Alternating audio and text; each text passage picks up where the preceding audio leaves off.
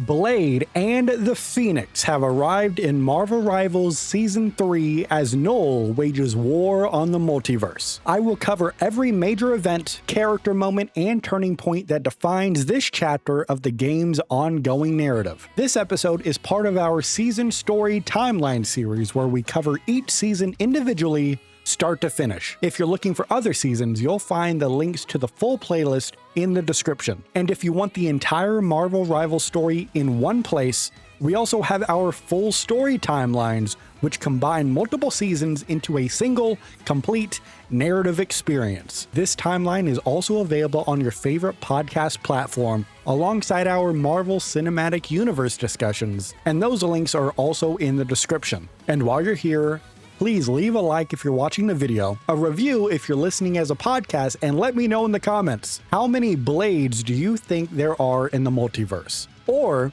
do you think there's only one Blade, and there's only ever gonna be one Blade? With all of that said though, it is about that time.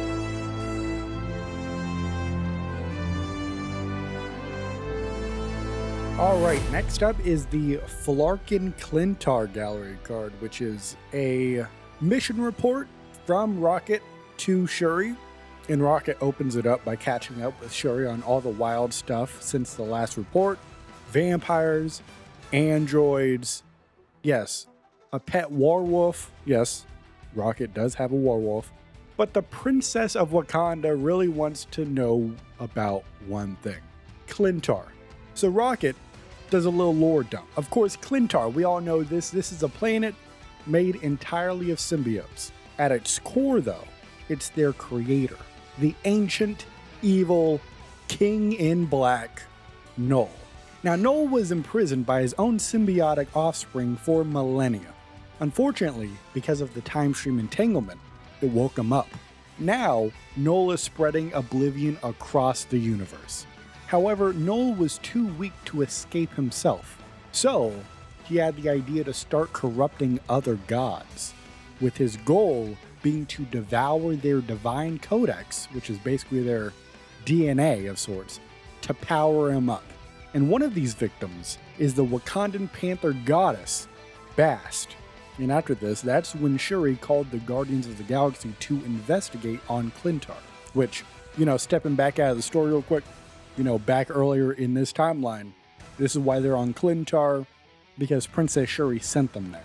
So of course, as we know, let's hop back into the story, the Guardians crash, literally, on Klyntar. And Rocket admits they immediately crashed the Milano into Klyntar's sticky terrain. Hey, that's on us, right? But they turned it around fast. They ran into Venom, who was also poking around the planet. Together, they uncovered Knull's next power grab, the Celestial Heart Bomb. Deep in the Agents of the Cosmos complex, they found a giant heart. It was the divine codex of a dead Celestial orbiting Klyntar, and it was being twisted by Knull into a new dark power source. Rocket and the rest of the Guardians used some Wakandan tech and his own tech in order to turn the codex into a living bomb, with their plan to feed that bomb to Knull. And they thought it worked, but really they just got played like a fiddle, because Knull faked his death.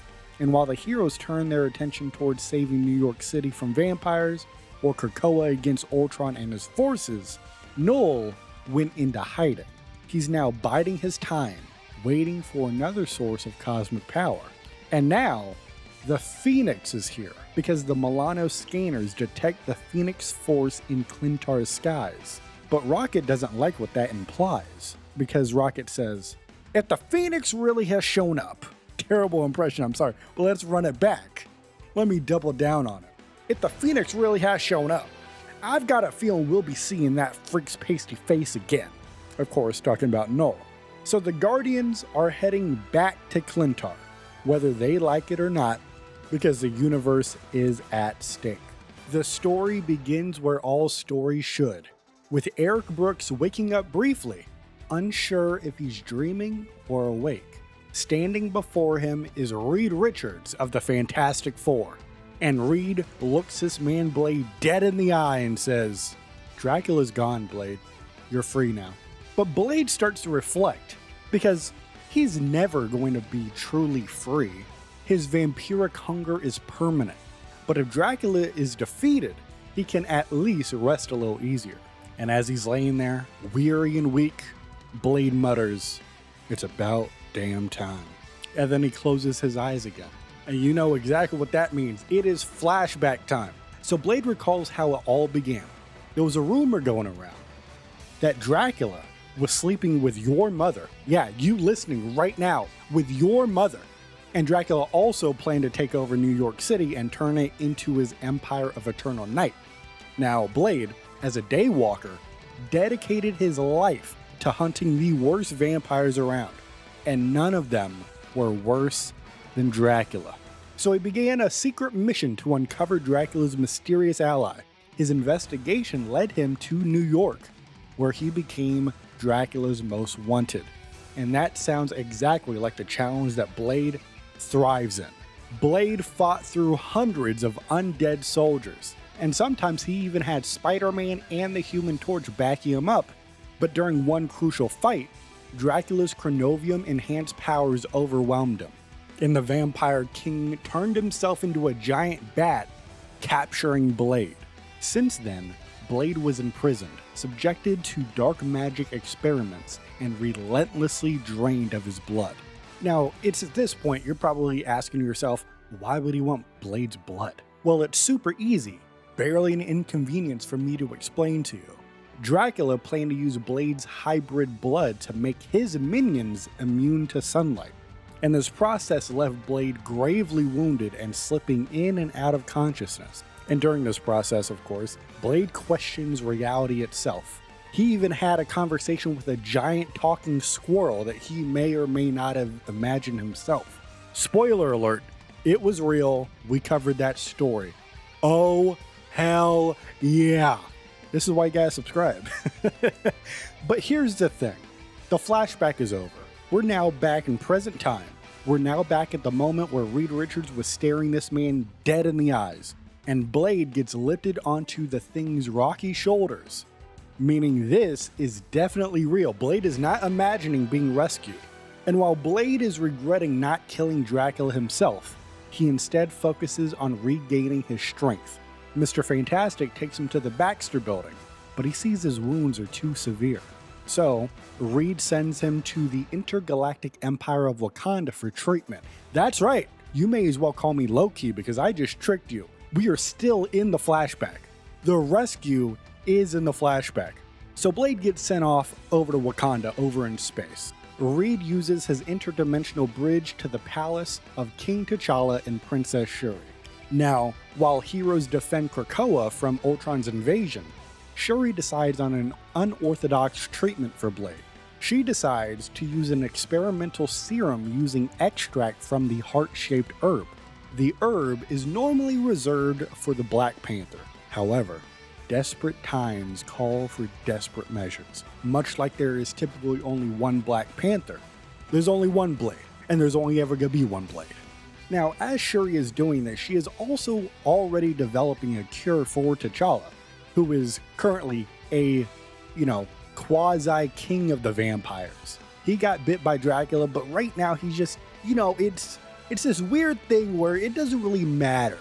Like, it's not a real curse right now. He is a vampire, but it's no big deal. Bottom line is, no one's gonna get in trouble. Nobody should feel sad at all.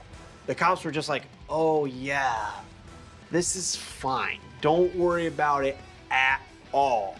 Yeah, the cops aren't even follow up on it because the people are already dead. So Blade takes the serum, and his consciousness enters a vision.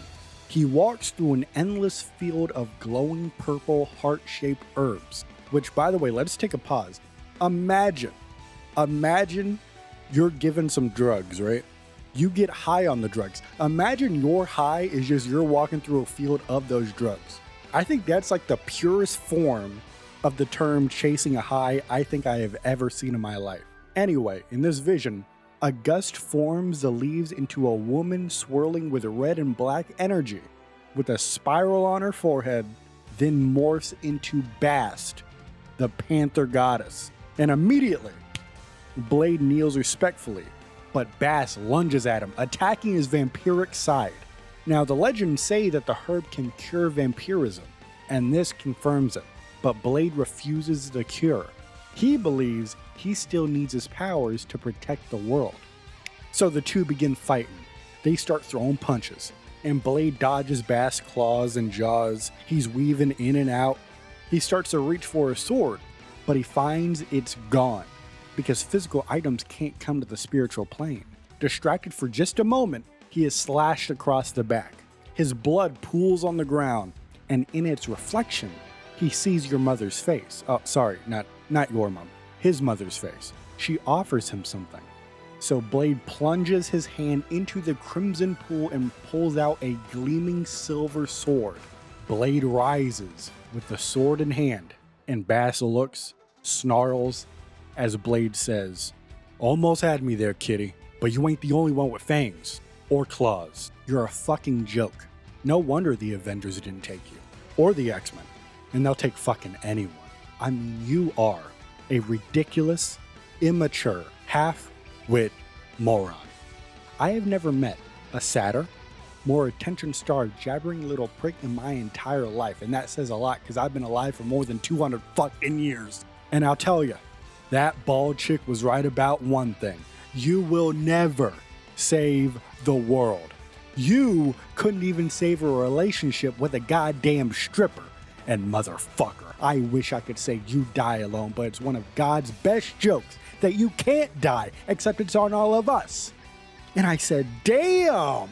As Blade lunges and strikes Bass down, shattering her into glowing leaves that fade to black. The withered leaves mean that Shuri's treatment failed. It will not cure him, but also won't strip him of his powers. With the fight done, Blade remains in a deep sleep, as Princess Shuri in the physical world knows that she must heal him even further. However, a new threat looms, a darkness spreading across the galaxy toward Wakanda. I don't know if you've heard about it, but the King in Black has come back. So, Shuri leaves a sealed package from Reed Richards beside Blade when he wakes up. Inside is Dracula's sword, intended for Blade to wield for good. Unknown to her, a second silver sword from the Vision also materializes beside him. Even in his slumber, Blade smiles faintly, with a glint of his fangs showing. The Phoenix Force, wings aflame, glides through the cosmic void. Its host, Jean Grey, reflects on Earth and her time with the X-Men on Krakoa. Years have passed since she left to bring the Phoenix's spark to distant worlds in need. Her last tie to humanity, her telepathic link to Scott Summers, was severed by a temporal storm, cutting off all communication with Krakoa itself. Jean fears that Krakoa and the X-Men overall have been lost to the time stream, but she never gave up hope. And out of nowhere, a spark reignites. Out of the blue, a voice echoes through her mind. It's Magneto, saying the iconic words, "To me, my X-Men." It's at this moment Jean realizes that Krakoa is back. Her old allies, Aurora, Eric, Ileana, Emma, Logan, are all still alive. But Scott, he's still missing. And before she can return home, the Phoenix detects a crisis elsewhere. A dying star in another galaxy. Billions of lives are at risk. So of course, Jean races over there. She reaches the sun, but it's not dying naturally. A dark force is smothering its light. The Phoenix recognizes this darkness. It belongs to Knull, the King in Black, the god of the darkness who once tried to extinguish all flame. And for the very first time, Jean Grey senses fear within the Phoenix. But like the heroes they are, they act anyway. Jean dives right into the star, reignites it with the Phoenix fire, and burns away all tendrils of Knull's corruption, saving multiple civilizations. However, the Phoenix then warns, if Knull is back, the whole universe is in jeopardy. And Knull's last known location was on the planet of Klyntar, the world of the symbiotes, now Knull's prison. Though distant, the Phoenix knows a shortcut, the Divine Space, which is a hidden plane accessible only by cosmic entities. And as Jean and the Phoenix go into the Divine Space, they are met by a corrupted cosmic god, who is Bast, the Wakandan panther goddess, who is now twisted and hostile, as she says, "You do not belong in our master's glorious oblivion. Your flames must be smothered." And the goat, Jean Grey, claps back at that and says, "I like to see you try." So Bast lunges over at Jean, slashing through the Phoenix's fiery wings, and Jean retaliates by saying, "I am fire and life incarnate. Today, only the darkness shall be burnt away." So then the Phoenix unleashes a cleansing flame, purging the darkness from Bast and the other deities. As a result, they bow in reverence and return to their pantheon, reborn. Jean and Phoenix are left drained, their flames reduced to a flicker. They pause to rest in the Divine Space, which is able to help them restore some of their strength. During this rest, Jean has a vision. A surge of scarlet energy envelopes her. It clashes with the Phoenix Force, then merges in perfect harmony. It takes the shape of a burning scarlet crown on her head, and Jean awakens and reaches for it, but the crown is gone. Still, she knows it was a glimpse of the future. Now, with their power restored, Jean and the Phoenix exit the Divine Space, blazing right towards Klyntar. Their goal? Stop Knull before anyone else, especially those with darker motives, gets there first. And next up, we got Hela's story, and we start off with Hela's philosophy on kings. All right, she's pontificating up on her little soapbox or whatever. And we see Hela reflecting bitterly on kings, calling them boastful, lazy, overrated. She's looking down on Odin, who needed a nap after barely holding Asgard together. And she hoped that things would be different with Loki as the ruler of Isgard, since of course he promised to help her expand her dominion into the mortal realm in exchange for helping him take over Asgard. But predictably, Loki got distracted, choosing instead to fight on Midgard against vampires and killer robots, I guess, abandoning their deal. Now, Hela joined the battle on Araco briefly, hoping to harvest powerful souls if any heroes died. She wanted a new champion to replace Loki in her plans to conquer all realms, but none of the heroes that died stayed dead. So Hela quit and returned to Niflheim to think up of a new plan. And upon this, she heard a voice, and it's a whisper calling her name. This voice was sweet, sinister, familiar. She remembered this voice from her brief time on Klyntar, during a past mission with the mortals. Back then, a symbiote emissary had warned her of its Dark Lord's return. Hela sent something beneath the surface, but their mission ended explosively before she could confirm anything. Now, the voice was back, and calling to her specifically. So Hela used a stolen shard of the Bifrost to portal back to Klyntar.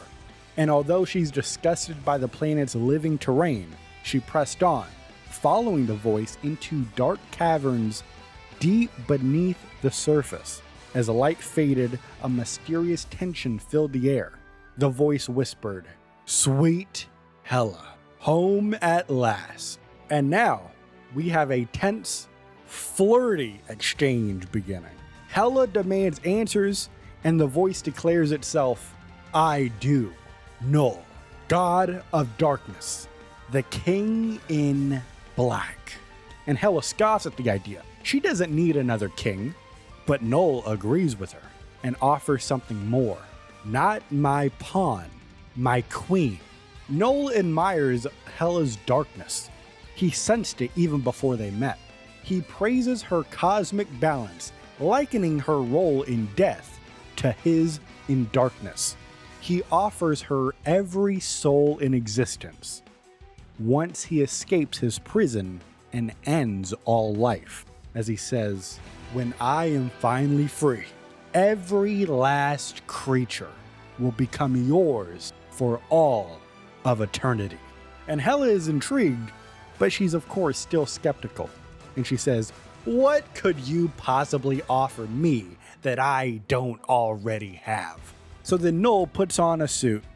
He's looking very fancy. He wants to do his pitch.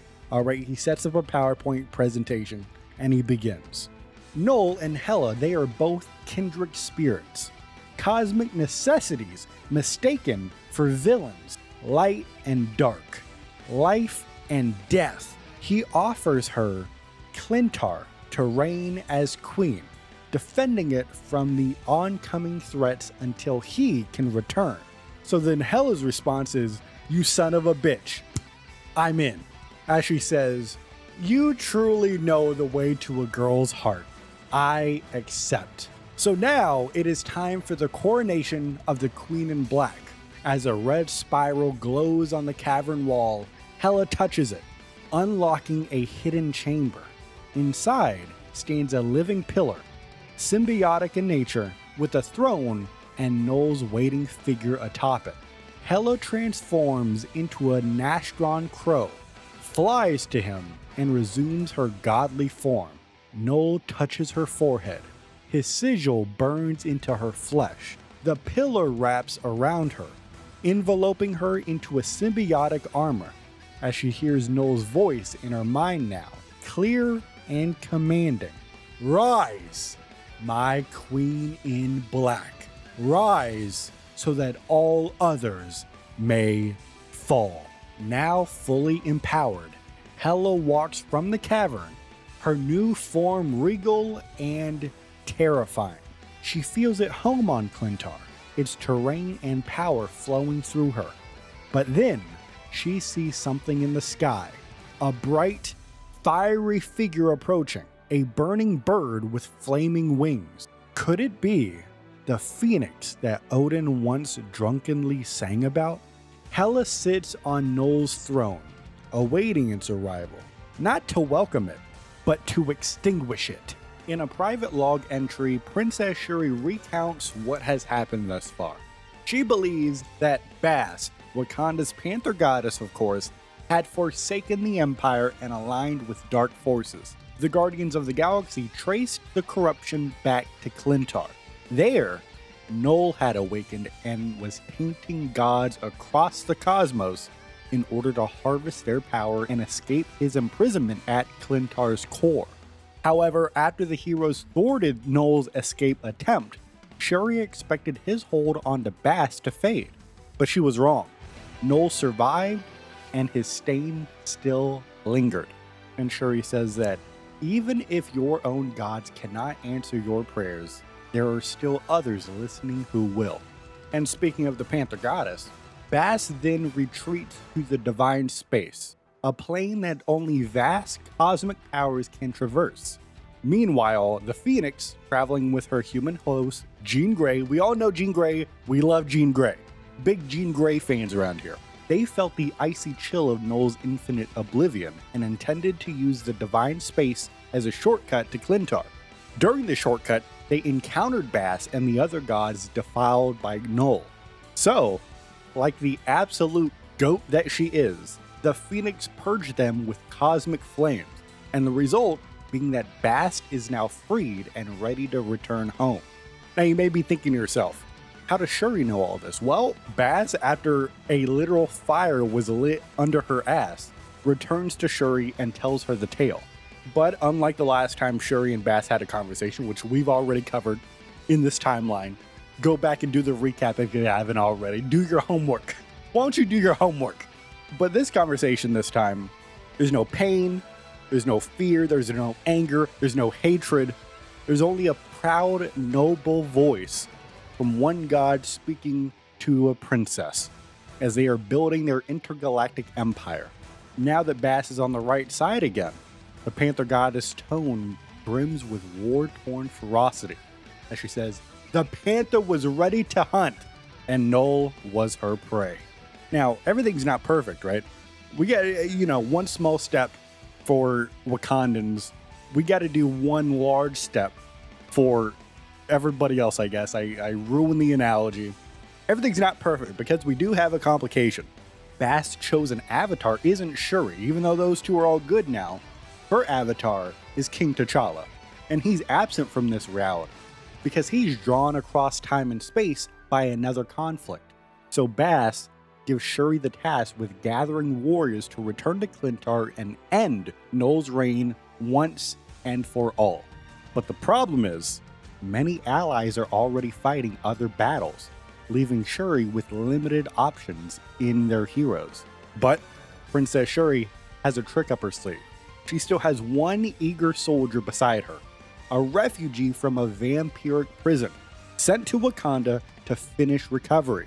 And we all know who this is, and there's only one of them. Not literally, where the multiverse is literally an infinite amount of them, but for the sake of sounding cool right now, there's only one of them. There's only ever going to be one of them. So Princess Shuri admits that it will take more than just a single sword to end Knull, but it's a start.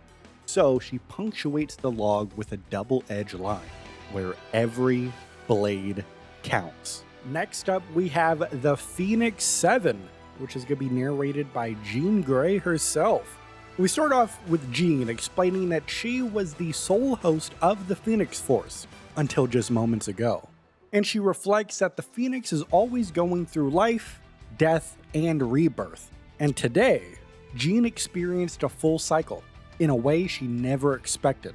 Jean came to Klyntar intending to burn Knull out of existence with the Phoenix's fire. But when she arrived, instead of finding Knull, she found his queen in black, Hela, and their confrontation erupted into battle in the skies over Klyntar, with Hela's power, supercharged by her bond with Knull, overwhelming Jean. So, in a protective response, the Phoenix withdrew into an egg, waiting out the threat. But this was not an ordinary Phoenix egg. This had its heat so intense that it began to repel the symbiotes that made up Klyntar's surface. Now, some heroes, such as the Scarlet Witch and Venom, feared that the mass symbiote migration would create a rift in the planet's surface, which would allow Knull to escape from his prison. So they wanted to remove the Phoenix egg from Klyntar entirely. But Jean Grey disagreed. She believed that it would be better to hatch the egg faster, which would restore all of her power.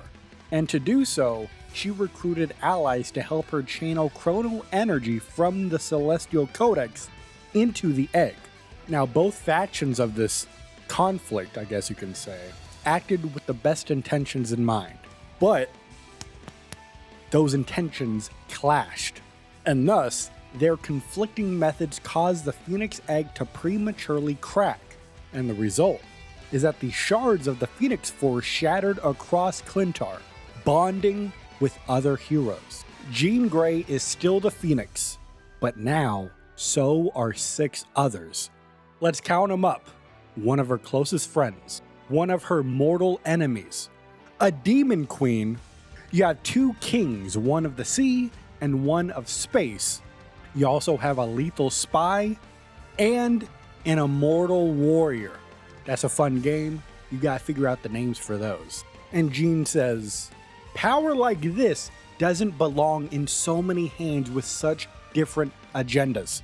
And Jean doesn't trust it. But she does admit, the Phoenix has always chosen her host for a reason. So all I can do is have faith. On the planet of Klyntar, as Knull is awake and prepping the universe for starless oblivion. And a small band of heroes tries to stop him, but they're getting swarmed by symbiotes. Iron Man yells, "I am covered helmet to boot, Jay, in symbiotes here. These slimy little creeps are oozing into every seam of my armor." Now, Tony Stark would rather still be on Krakoa salvaging Ultron parts, but he answered the call, and now he is knee-deep in goo. And speaking of Ultron, he, in a now salvaged, reprogrammed earlier body, coolly notes, "From analyzing the one you call Venom, I have learned that they are extremely vulnerable to sound waves and intense flames." And Tony responds by saying, "Right! Glad to have you on my side." "Yes, what a delight." So Tony jumps into action. He says, Friday, initiate sonic pulse now. And his chest plate generator blasts a massive sound burst, forcing symbiotes to shriek and peel off. And Iron Man chases the retreating sludge and repulsor blasts them in mid-air. As he's doing this, he calls for support and he says, "Hey Ultron, maybe a little help here?" And Ultron just shrugs Tony off, because Tony's blackmail deal prevents him from hurting his allies, if you want to call them that. And his sensors can't distinguish these things from Venom. So he can't fire, he can't hurt these symbiotes. So Ultron says, "Such a shame. I could be quite useful right now." Tony, of course, gets a little annoyed by this. Ultron being a little sarcastic with the rules that are in place for him. And he says, "Don't hurt Venom or anyone on our side who happens to bond with one of these things, but feel free to exterminate the rest of them."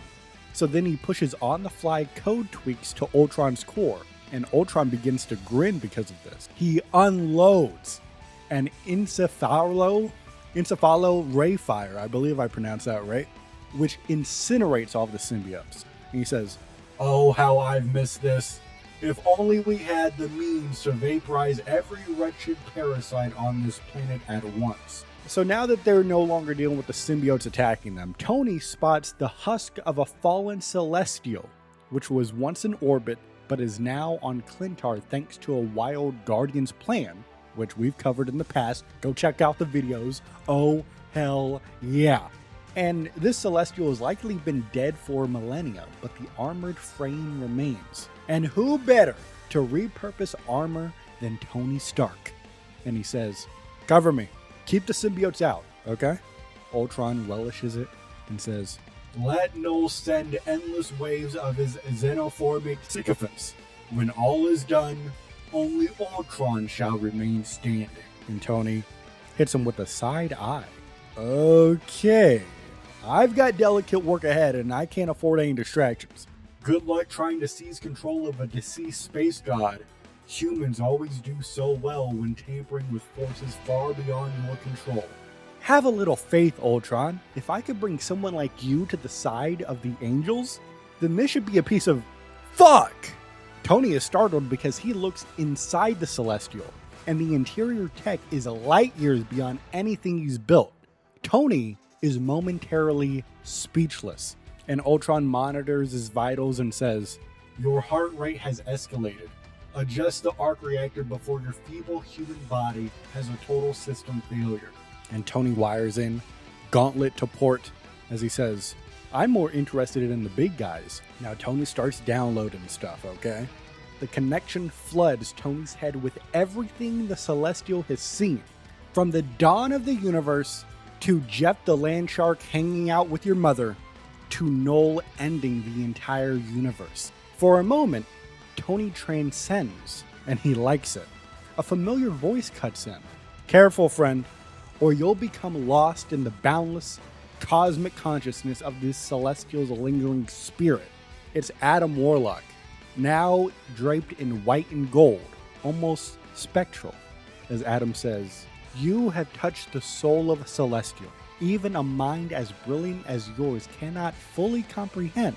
And as he pauses, he sends his soul to anchor Stark's and pull him back. As Tony says, "And what if I don't want to go back? Maybe this is where I was meant to be." Adam responds by saying, "As much as you enjoy playing God, actually being one is different. Now come, before our intrusion is noticed." Too late. It's the Celestial's lingering soul addressing them. And Tony says, it's still alive? Not alive, but a being like this never truly dies. Its soul echoes. Adam Warlock has heard this before, because their minds have met when Adam was in his cocoon. And the Celestial confirms the old contact with Adam. He remembers him, of course, because he's Celestial. As we just established, he was there when the universe was created. And the Celestial thanks Adam Warlock for answering the warning and coming to end Knull's reign. But the Celestial also refuses to help. And Tony says, "You have all this power left over in your corpse, and you won't let us tap into it? Not even to avenge your death?" My days have long since passed. I fear I would do more damage than good. Perhaps I already have. Friday, can you tell me what this guy's talking about? And Adam Warlock then explains that when Tony first connected to the Celestial, he activated an ancient palm weapon, and its discharge hit the Phoenix egg, weakening it and cracking the shell prematurely. And upon learning this, Tony groans and says, "Oh no, I blew it. I went full Icarus again." But Adam says that the damage can be undone. Phoenix power can be recovered, but they must go now. So, the Celestial bestows a last imprint on each of them. Adam Warlock sees himself as a champion of the multiverse, guarding entwined realities as the King in White, a burden he never really gets to choose. And Tony receives a warning, not a vision. The only path through the darkest hour is to embrace it, unleash the demon, and find a way to use it without losing himself to it. Even if Knull falls, his primordial evil will awaken other Elder Shadows. So with their goals defined, they go back to the battlefield, and Tony snaps back, now alone inside the husk, suddenly feeling very small after touching something so grand. As Ultron says, "You fired that weapon and then it went silent. Can you get the Celestial fully operational, or do you need me to come in and finish the job?" Change of plans, Ultron. This Celestial already fell at Knull's hands once. That means he knows its weak spots. If we want to win this, we'll have to try something new. Something he's never gone up against before. I am having trouble calculating a scenario where we emerge victorious. Maybe you're right, Ultron, but that's not going to stop me from trying. And now we move on to Jeff the Land Shark as we return to Klyntar, as Star-Lord pilots the Milano towards the planet, joking grimly about how close they came to dying the last time. And Rocket snaps back at the reminder and says, "You just had to say dead, didn't you, Quill?" The Guardians of the Galaxy are tense. They thought Knull was destroyed with a genetic bomb made from a dead Celestial's divine codex. Even Mantis couldn't sense him past the explosion. And while Quill and Rocket are bickering, Jeff the Land Shark hops onto the ship's control panel, growling his disapproval of returning to the slime planet. Mantis, Jeff's BFF and translator, says that Jeff believes he should have swallowed Knull whole. And despite Jeff's usual cheerfulness, even he is unsettled by going back to the planet. And Mantis explains, Jeff's melodies have a calming psychological effect even in battle, as Jeff begins singing on top of the control panel. To which Rocket sarcastically tells Quill to hit play on his Walkman because it's go time. They land on Klyntar and the Guardians disembark and immediately attack on symbiotes. They just started blasting, but Mantis clutches her head. "Knull, he's grown stronger. I can feel his darkness everywhere." And we come to find out, blasters don't really work on shape-shifting symbiotes. So then Jeff saves Star-Lord from an incoming symbiote with a tail swipe. But it's too late. The team is overwhelmed and bonded with symbiotes, transforming them into Knull's servants. The Guardians emerge in black suits with crimson spirals on their foreheads. They are fully under Knull's sway, and they are loving the power. Star-Lord says, "We look totally hardcore." Rocket says, "All we gotta do is blast heroes in Knull's name? Sweet deal." And Groot says, "We are Groot." Now Jeff is also getting bonded, but he fights back, aquarium style. He thinks of everyone he loves. Kate, Elsa, Gwen, Sai, Mantis, Soul, the Guardians of the Galaxy, your mother. But the mental resistance just is not enough. So he begins humming his song again. And to Jeff's surprise, his symbiote starts humming the tune as well. Jeff remembers what Venom once told him. Symbiotes have personalities. Knull may influence them, but he can't change who they are deep down. So Jeff stops resisting, fully bonding with his symbiote in the hope of creating a true partnership. His memories, surfing, dancing, the Hellfire Gala, hanging out with your mother, reach the symbiote, and it changes. The bond is now one of mutant trust and harmony, as Jeff emerges stronger than ever before, with a new suit, bigger grin, and teeth to spare. So Jeff begins to swim across the terrain and faces his possessed friends. Rocket panics. That little freak's gonna eat us! And before they attack Jeff, he begins to sing again. And it works. Star-Lord says that song, Mantis, so beautiful. Rocket, actually ain't so bad. Groot, saying, I am Groot? And this is where Knull's influence on the Guardians begins to fade. The red spirals disappear. The Guardians are now free. Mantis runs over to Jeff and boops his nose. You did such a good job, my little friend. I knew you would. Rocket walks over and says, wait, we get to keep the costumes but not the evil? This is a way better deal. And Star-Lord says, maybe it's time to make you an official Guardian. What do you say, Jeff? Jeff, flipping in the air with pure joy, simply says, Myrrh. Next up, we have Till Death Do Us Apart. And the format of this one is like a dialogue between Eddie Brock and a symbiote, and it's almost entirely a dialogue. So we open up with Eddie regaining consciousness in a dungeon on Klyntar, separated from the symbiote. And the symbiote is furious. We are Venom. We should not be confined to cages. But something worse has happened. As you probably already know, Knull has escaped, and Eddie reveals that the shattering of the Phoenix Egg released energy so intense that it punched a hole through Klyntar's surface. And just like Venom and Scarlet Witch had warned, this gave Knull the opening he needed to break free. And now that Knull is back, he's got the all black, the Necro Sword, right in his hand. And the symbiote says, Wanda deserves attention. Her power is so delicious. Now's not the time, Eddie says, as they both regret trying to stop Knull alone. But ironically, Hela beating them and separating them may have saved their lives. Because even though they're in separate cells, the symbiote insists their bond is unbreakable. And Eddie sarcastically agrees to this until he realizes he's not alone. Some other symbiotes have entered his cell, and they are hungry. Eddie's symbiote offers to speak to them telepathically through the hive mind, while Eddie jokes and says, I want my meaty fist off the menu ASAP. You know, Eddie Brock out here, he's a stand-up comedian. That's something you gotta know about Eddie. He's a very funny guy. He also went to church, prayed to God to kill Peter Parker. That's a Spider-Man 3 reference. And since we're talking about Spider-Man 3, parallel, we're doing an MCU rewatch series right here on the channel. Watch those videos if you want to join us.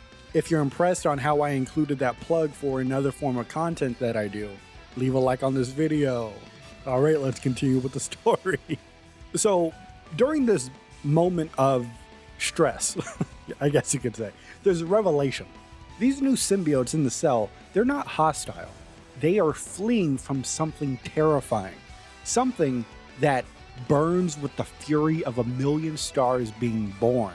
And Eddie, not only is he a stand-up comedian, he's a pretty smart guy. He starts putting the pieces together immediately, and he says, wait, do you think it could be a fragment of that Phoenix Egg? And Eddie is absolutely right. And Eddie says that they need to escape right now.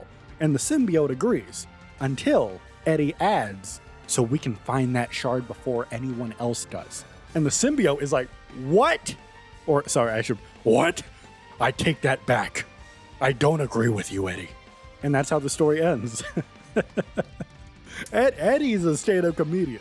And we open up deep beneath the symbiote world of Klyntar, as Eddie Brock is imprisoned, separated from his symbiote and trapped alone in a living cell. Above ground, things have gone from bad to cosmic doomsday. Knull has escaped. Hela, now his Queen in Black, has torn Eddie and his symbiote apart. Eddie is haunted by guilt. He knew Knull better than anyone and still failed to stop this. Now, the universe is on the brink, unless Eddie and his partner can act fast. They now see some flames approaching. A phoenix fragment nears. Eddie quickly realizes the symbiotes are scared of fire, and he suspects what's coming. Earlier, he saw the phoenix egg shattered during the war. Now, a shard must be nearby. He hopes the shard holds cosmic power that could help him fight back against Knull. But there's a problem.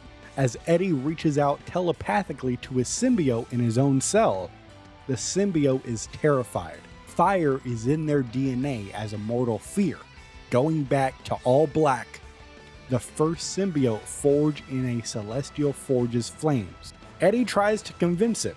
A little fire now beats the eternal darkness under Knull. As the flame trail blazes down the corridor, the fire is not ordinary. It's Phoenix Flame, the fire of creation itself. And Eddie tries to escape his cell, but the living bars grow fangs, slicing into his hands. Despite the pain, he rips the bars open still, bleeding but undeterred. Eddie's running. He's sprinting, tracking down the psychic voice of his symbiote to another nearby cell. This one has a solid wall to prevent the symbiote from escaping. So Eddie uses the nearby frightened symbiotes as a makeshift glove, shielding his fist to punch right through the wall. The frightened symbiotes refuse to bond with Eddie, recognizing that he already belongs to somebody else. His own symbiote leaps to him joyfully. They're finally together again. They're on some "we are Venom" hours. Together, they were Venom, but there was work to be done, and time was running out. Although they are now together again, the tunnels are collapsing and overheating from the battle on the surface. Eddie insists they need the Phoenix fragment to stand a chance. The symbiote protests again, but ultimately agrees. This could be their last stand. They race through the corridors as Phoenix fire burns hotter than ever. Eddie and the symbiote trying to endure. And right as Venom collapses from the heat, the flames part, revealing a fiery woman with red hair, a manifestation of the Phoenix Force, and she speaks telepathically, soothing both of them. She's not here to destroy them. She respects all life, including creatures born of darkness. She feels their purity of their bond, comparing it to her own with Jean Grey, as the Phoenix vows to protect them, calling their connection beautiful and rare. The Phoenix vanishes, and her place is in the Phoenix Shard. Eddie asks the symbiote one last time if it's ready. The symbiote agrees. As long as we're together, I'm ready for anything. Venom touches the shard and is engulfed in flame. But this time, the fire doesn't burn them from the outside. It ignites them from within like a star being born. Together, they become something new. Not just Venom, not just Phoenix, but a perfect union of darkness and light. With Phoenix power now surging through him, Venom feels stronger than ever, but also much wiser. They won't rush in recklessly to the fight again, like what they did with Hela. To defeat Knull, they'll need a weapon that can match his might. That weapon? All black, the Necro Sword, Knull's original creation, and Venom knows exactly where to find it. Alright, so next up we have Stark Warning, and the context of this story is a multiversal transmission from Reed Richards to Victor Von Doom, and it's being broadcast across all realities. So we start off the transmission, and Reed Richards, Mr. Fantastic, opens it by saying he doesn't know if Doom will actually hear him, or even care at that point, but he's going to send it anyway, and he keeps it short and direct. You need to stop. Reed begins to relate to Doom's curiosity, how scientific exploration can escalate to disaster. He references the time stream entanglement, which Doom himself has caused. It has collapsed timelines and rewrote reality itself. Reed doesn't blame Doom entirely. Other forces were involved too, and once all of this is fixed, maybe Doom can be forgiven. Maybe. Reed goes on to say that Doom is changed, and it's not for the better. Instead of working to fix reality, Dr. Doom has manipulated Dracula to create a vampire nation, struck a deal with Krakoa to siphon chronal energy from that island, and sent armies of Doombots to Klyntar to collect Phoenix Force and Celestial Codex samples. And he's doing all of this while everyone else is fighting for their lives against Knull. And the problem with the Doombots is that they are not helping the heroes. They're just doing Doom's bidding. And Reed goes on to note that Doom has recently programmed the bots not to attack each other, but they can still attack the heroes. However, Reed Richards, smartest man on the planet, he fixed that with a little bit of code editing, to which Reed says, "I hope you don't mind." But Reed ends this transmission with a final warning of sorts, as he says, "I don't expect you to help, Doom. That's not who you are. But if Doom keeps interfering," Reed makes a promise and he says, "I will personally make sure that you, and every version of you in every reality there is, come to regret that decision." This man is dead serious. And that's not all. He said, "I gotta get one more line out there for dramatic effect." He says, "If I were you, this is one theory I wouldn't risk putting to the test." And that's the end of the transmission. Reed Richards. That's why Reed Richards is the GOAT. The GOAT! All right, next up is Out on a Blade, where we follow, you could probably guess, Blade, Mr. Eric Brooks. And we pick up with Blade after he was captured and drained by Dracula in New York City. And he says it wasn't just your average vampire snack. It was some next level mystic shit. And even after being rescued, Blade was left nearly comatose, healing off in space Wakanda. Now he owes his recovery to Princess Shuri, who personally helped bring him back. But he was so out of it that he didn't even wake up during Ultron's attack on the Hellfire Gala. Now, once Shuri had to leave for Klyntar, she came back to Blade for backup. Although he is still weak, he was itching to fight. So, Blade jumped at the chance. Armed with Dracula's sword, since, Dracula is indisposed at the current moment, Blade joined the Galactic Party. The mission is to stop Knull, as Shuri's goddess, Bass, warned Shuri that Knull was trapped beneath Klyntar and trying to break free. Blade's job? Well, that's to help stop the apocalypse.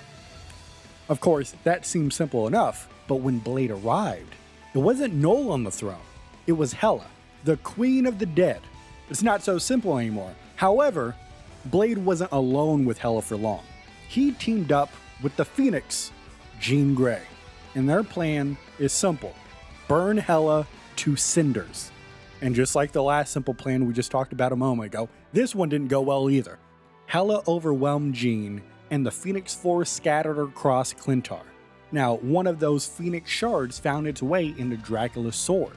Now the blade is cosmic enhanced, burning with Phoenix energy. But even then, Hela is still too strong. So during this fight, Blade lets Hela get close to him as he bites her neck, draining her blood. Along with blood, he gets a healthy dose of Knull's darkness that was flowing throughout her body. The combination of Phoenix power and Knull's essence in Blade gives him an edge in the fight. And as they continue, Hela throws everything she's got at him. Crows, curses, cosmic death, but Blade takes it all in. He's not giving up. And realizing she can't win, Hela flees the fight. And the path is now clear to confront Knull himself, as Blade warns that Hela isn't finished, and she's likely regrouping for another strike, so he's staying ready. Sword in hand, head on a swivel, techno music playing. There's only one Blade, and there's only ever gonna be one Blade. Everybody knows that wants to know the age-old battle. The Phoenix Fire versus Chaos Magic. Jean Grey and Wanda Maximoff achieve perfect unison on the battlefield for the first time ever, which is a universal yin and yang situation. Their merged power bathes Klyntar in light. and the onslaught brings Knull to his knees. The moment is described as wondrous, yet fleeting. For a heartbeat, Knull is tempted to surrender to the Radiance. However, his sentient blade, all black, the Necrosword, refuses that fate, returns to his grip, and reasserts their mission to spread oblivion across all creation. Recentered, Knull studies the Union's weak spots, seeing what others cannot. The dim places in the cosmic Taji, I think I pronounced that right, the cosmic Taji, where the brilliance doesn't fully reach. Knull then recalls that his queen, Hela, previously damaged the Phoenix Force, leaving it fractured. He targets the seam, Jean Grey. With all black, Knull slashes the bond between Jean's Phoenix and Wanda's Chaos Magic, severing the divine fusion mid-flight. Both Jean and Wanda plummet from the heavens like angels toward a hellscape below. And having regained strength and conviction, Knull cuts down challengers in succession, one after another, after another, after another, after another, after another, after another, after another. I think you get the idea. It's after another, after another. Even those empowered by Phoenix's shards. Hey, we covered that. Remember the Phoenix 7? Do you understand that? Things are all coming together. In mere seconds, a sky that was hope and light became only darkness and despair. Now, if you don't remember, prior to this all-out war, the Scarlet Witch served as the sorceress supreme of her own dimension, fending off gods and monsters. But here's the thing. Knull is beyond any of the gods that she's faced before.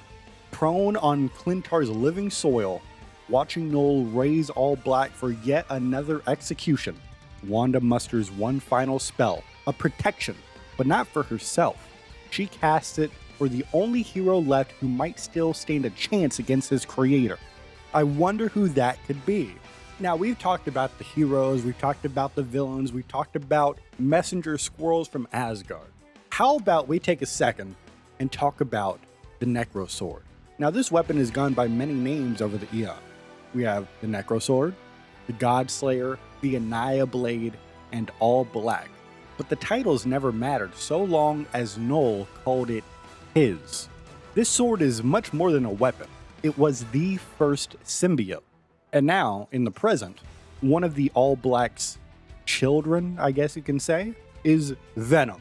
And that child has returned to Klyntar and now raises arms against its creators. Now, the Necrosword admits conflicted emotion. It doesn't know whether to be furious or proud. And it's conflicted because while Knull was trapped within Klyntar's heart, the Necrosword bonded with others and learned what it meant to be revered, cherished, loved, and more. Now you look at the contrast between that and the way that Knull treated it, much like a servant, and it's reliant on another wielder defining it. But even so, it longed, it desired, it needed for Knull's grip, believing only he could harness its full potential, a belief it now realizes Knull instilled. Now going back to Venom, they now wield a sword steeped in ancient magic, enhanced by the fire of the Phoenix. If any blade could match All Black, this is it. Though recently claimed from a fallen ally, Venom swings it as deftly as Knull wields the All Black, as if he's held it forever. Ladies and gentlemen, we are looking at a battle between primordial fear and fearless symbiote. As Venom's blade arcs, it leaves a trail of cosmic flame that makes All Black recoil, going, a primal fear dating back to being forged in celestial fire, a fear passed to its offspring. But this child, Venom, does not fear fire. From the Venom's eyes, All Black wonders if he fears anything at all. The Necrosword comes to a realization. This symbiote has risen above its station Alexander Hamilton style due to the love shared with its host, Eddie Brock, as they achieved perfect symbiosis, what All Black has longed for but has never received, because the Abyss does not offer love. Despite conceding that Knull likely wins on raw dark power, the Necrosword poses the key question. Who is the true King in Black here? The Necrosword wonders whether the hands that worshipped it will ever hold it again. Venom admits that their last gambit failed despite Phoenix Fire augmenting their blade. As Venom says, even with the flames of the Phoenix igniting our blade, Knull was far too strong. We failed. And so Rocket Raccoon pivots immediately to a new plan and says, maybe you take out the target. Maybe you didn't take out the target, but you did manage to distract that freak long enough for me to whip up a new plan. And this one's a doozy. Jean Grey, meanwhile, signs on sight unseen and says, whatever you've got in mind, Rocket, I'm on board. Well, you might change your mind when you find out what your part of the plan is, Red. By the way, I want to just take a pause. I know these character impersonations aren't great, but I think we got to give a shout out to myself for putting myself on the spot, embarrassing myself in front of thousands of people. So if you appreciate that, please leave a like on the video if you haven't already. But I know you already have, right? Right? All right, let's continue. So Rocket continues and he says, see, the way I figure, your pal the Phoenix is good at two things. One of them is being reborn, which means the other is, I know Rocket, it's dying. Bingo. Death and rebirth. From all the stories I've heard, you've been stabbed more times than I have been pruning Groot. So then he continues talking about the mechanic of when the Phoenix host dies, they're reborn in an extra dimensional nexus of pure light, to which Jean Grey names it the White Hot Room. So one thing you gotta know about Venom is that his host, Eddie Brock, one time in another universe, sat down in church, prayed for God themselves to kill Peter Parker because he hated that guy so much. And his pictures at the Daily Beagle, he hated him. But another thing you gotta know about Venom is he enters this conversation building upon their plan, so to speak. And he says, if Knull were to be trapped in such a place, its pure radiance would eradicate his darkness, wiping away his stain from existence for good. But Jean objects to the missing bridge, and she says, there's no way to get Knull into the White Hot Room. I would never risk transferring even a fraction of the Phoenix Force to him. He would become infinitely more powerful.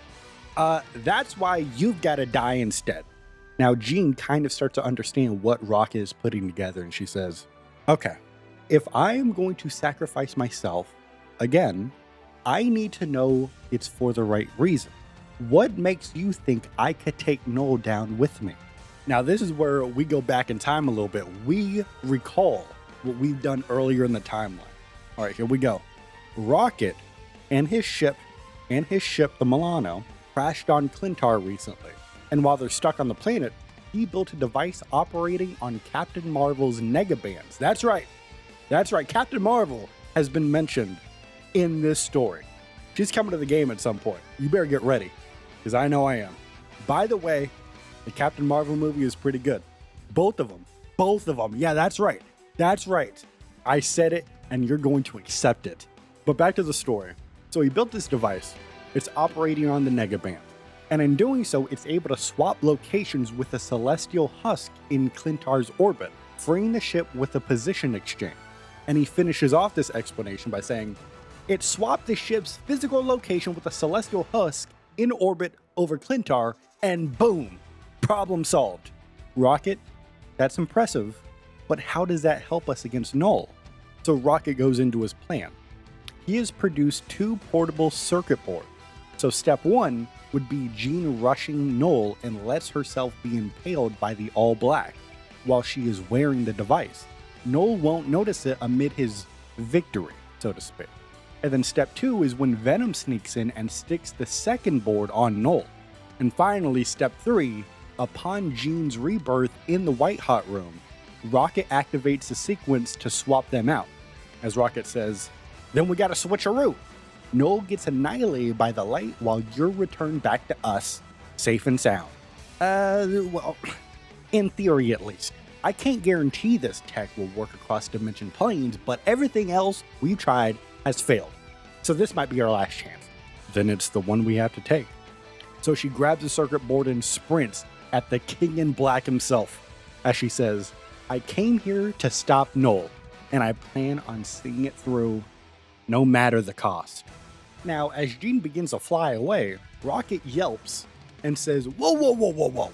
Give me like 5 minutes and then you could go right back to getting yourself skewered. Promise. Jean agrees, and Jean and Venom huddle as Rocket slips to a secluded spot near a cave entrance to tinker with the second board that they plan on putting on Knull. He is so focused he doesn't notice the ground shifting below him. So then the Scarlet Witch shouts, Rocket, look out! But it's too late. Rocket is caught in the jaws of a giant symbiote dragon. He instinctively reaches for his cannon, feeling a sharp pain, realizing that he is trapped. Thinking very fast, he tosses the replicator to safety, grabs a quantum grenade, ready to blow himself up and the beast if absolutely necessary. As he says, if I'm gonna be your last meal, I sure as Flark ain't going down easy. But the Scarlet Witch releases a wave of chaos magic surrounding the dragon as she looks Rocket Raccoon dead in his beady little eyes and says, you won't be anyone's meal today. To be fair, you're barely an appetizer. And as the jaws loosen, Rocket forces himself free as Wanda's spell liquefies the dragon into a puddle of goop. As Rocket turns around and says, yeah, that will teach you to mess with the Guardians of the Galaxy. But Wanda warns that they may have been too late, because although Rocket is trying to put on a front and says he's perfectly fine, he's really not, because sparks spray from puncture wounds, as his cybernetic implants are severely damaged. They're integrated into his biology. Only his original modifier or someone with intimate knowledge could replace them. As Rocket says, hey, you've got to find Groot for me. And tell him I'm sorry, that I didn't want to go out this way, and that he doesn't need me to watch his back anymore. And as all hope is lost, a second symbiote approaches slowly, openly, projecting comfort rather than a threat. And this goes back to earlier in this timeline where we talked about Groot making friends with symbiotes. There's still some of those out here on the planet. Additionally, Jet the Land Shark has also become friends with some of the symbiote. And now the bond with Rocket symbiote apparently endured. And now it returned. And the symbiote envelopes Rocket, inspects the wounds, then withdraws and morphs into tool-tip tendrils. It then repurposes parts from Rocket's own blaster, fabricates temporary replacements for his implants, and installs them with surgical precision. The components then power up as Rocket can tell he's going to be okay now. He finishes the second board and rushes to rejoin Jean and Venom. He'll have some questions later. And speaking of later, let's get to later actually. Let's get some answers. Mr. Fantastic, Reed Richards is here checking on the repairs and asks, how? And Rocket finishes his summary by saying, and then the little guy put me back together again. Good as new. Well, not quite as good as new, but certainly good enough. For a symbiote, it did a shockingly thorough job of repairing your internal systems. But the question is how? Now, Rocket guesses that the symbiote accessed his memories from the initial bond, maybe even old implant data from Half-World.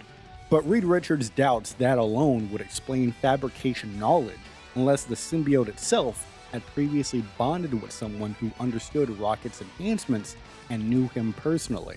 So Reed proposes a codex scan, because of course symbiotes leave behind a genetic codex in its host, which is essentially like a family tree of past hosts. So he plans to do research on that. And Reed's device sweeps Rocket's spine. There's lots of alien DNA, of course, as you could probably guess, and a near-perfect match to an Earth genetic subfamily called Lutrinae. I think I pronounced that right. And Rocket blinks, he's very confused. He says, that doesn't ring any bells. Reed says, well, here on Earth, we more commonly call them otters. And Rocket's eyes widen. There's only one otter he knows from Half-World who knows him that well. And he mutters, Lila. Now the implication here, of course, is the healer symbiote previously bonded with Lila, which is how it knew Rocket's system. Rocket vows to find Lila, even if it means scouring the galaxy, which is yet another mission he'll see through no matter the cost. Under cover of light, the Asgardian Queen of the Dead arrives at the gates of the 8th city seeking sanctuary, because the 8th city was once a hell prison but now serves as refuge for beings that are cast out of heaven. Hela's horned crown rattles the soldiers, and their leader, Endsong, is unshaken. He has seen devils and recognizes Hela instantly. He is very hesitant to allow Hela to seek refuge with them, because harboring her endangers the populace, but he's conflicted because this is a place for refuge, and she's clearly fleeing something. So after thinking about it, he allows Hela to enter the 8th city, and Hela is secured in a cell with a mystic seal. Endsong then asks what she's running from, and Hela whispers just one word: Knull. After days of silence after that, Hela senses she won't be exploited and requests Endsong hear her out, and she recounts her story. She says that she traveled to a distant world to seize ancient power. Upon arrival, she forged an unholy alliance with a dark god, gaining vast new ability, and she nearly triumphed until a half-human warrior struck her down with a burning blade. As a result, fearing Knull's retribution, Hela fled as far as possible to seek asylum. Now she feels her new powers fading, which is a sign to her that Knull's reign has ended. So at the moment, she's relieved to be back to her old self. And to end the story, she implores release from the cell in the 8th city. Endsong thanks Hela for all of her honesty, but he refuses to free her just yet, because he thinks, even power drained, Hela is a traitor to the Chronoverse. In the 8th city, second chances must be earned, not given on demand. So, as he leaves, Endsong feels Hela's icy glare and hears her black heart pounding with rage. He turns back to her and says that her confinement may turn out to be a blessing. It may serve as time to atone for her sins. Endsong will not judge Hela, but he expects her own kin will come to deliver justice soon, and he is ready.